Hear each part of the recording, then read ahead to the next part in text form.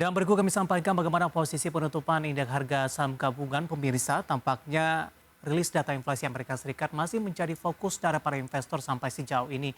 Karena indeks harga saham gabungan pemirsa setelah menguat signifikan di sepanjang perdagangan hari ini, akhirnya di penutupan sesi kedua penguatan ini tidak mampu dipertahankan, di mana indeks harga saham gabungan akhirnya ditutup di zona merah di 0,15% dan indeks harga saham gabungan akhirnya ditutup di bawah level 7.200-an, tepatnya di 7.182,830. Dibuka di sesi pertama pada pagi tadi di bawah level 7.200-an, tepatnya di 7.186,892 dan sempat juga menyentuh ke level terendahnya beberapa menit pasca pembukaan di sesi pertama pada pagi tadi di 7.174,820. Di sepanjang perdagangan hari ini, indeks harga saham gabungan sempat menyentuh ke level tertingginya di 7.257,997. Namun sayang, level ini tidak mampu dipertahankan oleh indeks harga saham gabungan. Penguatan sudah mulai terbatas dan akhirnya ditutup di zona merah di sesi kedua di perdagangan hari ini. Dan pertanyaannya adalah apakah ini langkah antisipasi oleh para investor melakukan profit taking sebagai langkah antisipasi untuk pelemahan dari bursa global, kemudian juga beberapa indeks lainnya di Asia, mengingat rilis data inflasi Amerika Serikat akan dikeluarkan pada Jumat waktu setempat. Baik, dari posisi penutupan indeks harga saham gabungan berikutnya kami akan mengajak Anda untuk melihat beberapa data perdagangan lainnya yang berhasil dihimpun oleh tim redaksi kami. Dapat Anda saksikan juga di layar televisi Anda, pemirsa. Kita akan lihat bagaimana rotasi pergerakan sektoral terlebih dahulu.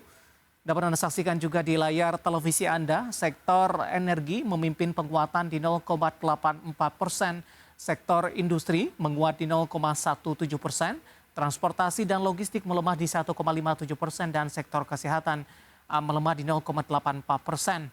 Ada hal yang menarik juga kalau kita perhatikan dari rotasi pergerakan sektoral di penutupan sesi kedua di perdagangan hari ini.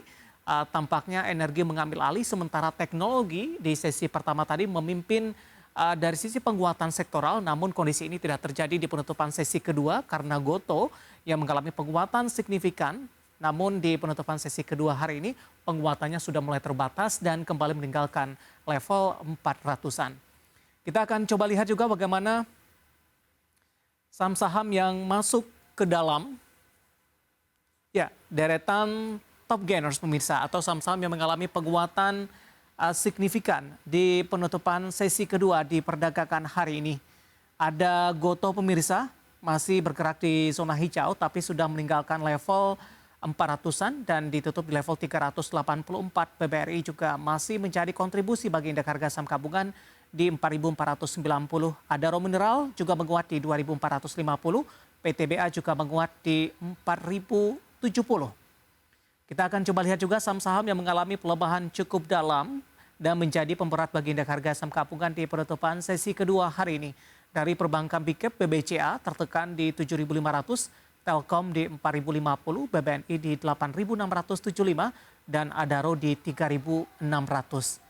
Ya, agak terlewat tadi pemirsa, saya akan sampaikan bagaimana posisi dari beberapa indeks lainnya di penutupan sesi kedua di perdagangan hari ini. Seperti MNC 36, Jakarta Islamic Index, dan LQ45.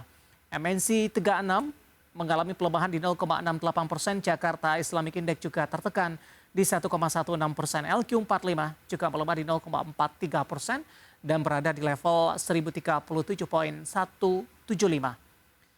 Dari update pasar domestik, bagaimana data terakhir dari Bursa Asia yang berhasil dihimpun oleh tim redaksi kami.